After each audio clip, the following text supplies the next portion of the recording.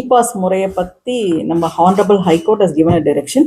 நீலகிரி மாவட்டத்துக்கும் கொடைக்கானலுக்கும் இ-பாஸ் அவசியம் அப்படின்றதும் அது 7ஆம் தேதியிலேருந்து நடைமுறைக்கு வரணும் அப்படின்றது ஒரு ஆர்டராக இருக்குது. ஸோ அந்த டைரக்ஷன்ஸ் ஒபே பண்ணி we have done software along with TNEG அவங்களோட இணைஞ்சு ஒரு சாஃப்ட்வேர் ஒன்று ரெடி பண்ணியிருக்கோம். அந்த சாஃப்ட்வேர் மூலயமா வந்துட்டு எனி பர்சன் டூரிஸ்ட் வரவங்க எல்லாருமே வந்து டூரிஸ்ட் மட்டும் கிடையாது, கமர்ஷியல் வெஹிக்கிள்ஸாக இருந்தாலும் சரி, பிஸ்னஸ் ட்ரிப்காக வரவங்களா இருந்தாலும் சரி, அவங்க இந்த இ-பாஸ்க்கு அப்ளை பண்ணிவிட்டு இ-பாஸ் ஆட்டோ ஜென்ரேட் ஆகிடும். ஸோ ஜென்ரேட் ஆகி அந்த பாஸை வச்சுருந்தாங்கன்னா அதில் ஒரு கியூஆர் கோட் இருக்கும். அந்த கியூஆர் கோடை எங்களோட பர்சன்ஸ் செக்கிங் பாயிண்டில் இருப்பாங்க, அதாவது என்ட்ரி பாயிண்டில் இருப்பாங்க. அவங்க அதை ஸ்கேன் பண்ணி அது வேலிடாக இருக்கா இல்லையான்றது செக் பண்ணிடுவாங்க. So it is a very simple process. நம்ம ஒன்றுமே பண்ண தேவையில்லை. நம்ம என்டர் பண்ண வேண்டியது என்ன அப்படின்னா 2 தான். அப்ராட்லேருந்து வராங்க அப்படின்னா அவங்க இமெயில் ஐடி வச்சுருப்பாங்க, உள்ளே இருக்கவங்கன்னா ஃபோன் நம்பர் இருப்பாங்க. இந்தியன்ஸாக இருந்தால் ஃபோன் நம்பர் வச்சுருப்பாங்க. அந்த ஃபோன் நம்பர் வழியாக தே ஹேவ் டு அப்ளை பண்ணிவிட்டு பேசிக் டீட்டெயில்ஸ் லைக் நேம், அவங்க எந்த அட்ரஸ்லேருந்து வராங்க, எந்த ஊர்லேருந்து வராங்க, தமிழ்நாட்டுக்குள்ளேருந்து வராங்களா இல்லை வெளி மாநிலத்துலேருந்து வராங்களா, வெளி மாவட்டத்துலேருந்து வராங்களா அப்படின்னு அப்ளை பண்ணணும். ப்ளஸ் வெளிநாடுலேருந்து வராங்களா அப்படின்ட்டு they have to type in. Mostly எல்லாமே நம்ம ட்ராப் டவுன் மெனு மாதிரி இருக்காங்க, கிளிக் பண்ணி அவங்களுக்கு தெரிஞ்சுக்கிற மாதிரி தான் இருக்குது. ஸோ அது பண்ணிட்டாங்க அப்படின்னா ப்ளஸ் என்னையிலேருந்து என்னைக்கு வரைக்கும் அவங்க ஊட்டியில் இருக்க போகிறாங்க, எந்த இடத்துல தங்க போகிறாங்க, அந்த டீட்டெயில்ஸும் கொடுத்துருவாங்க.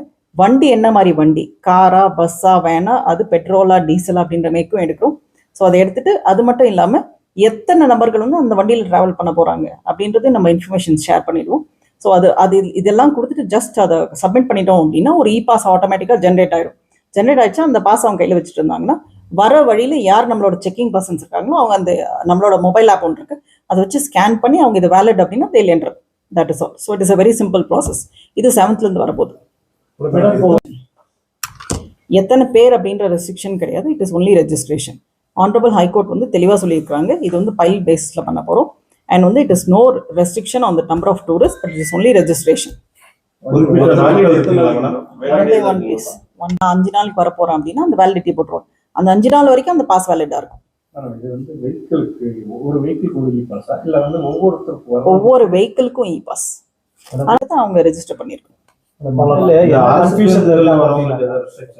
1 minute சார்.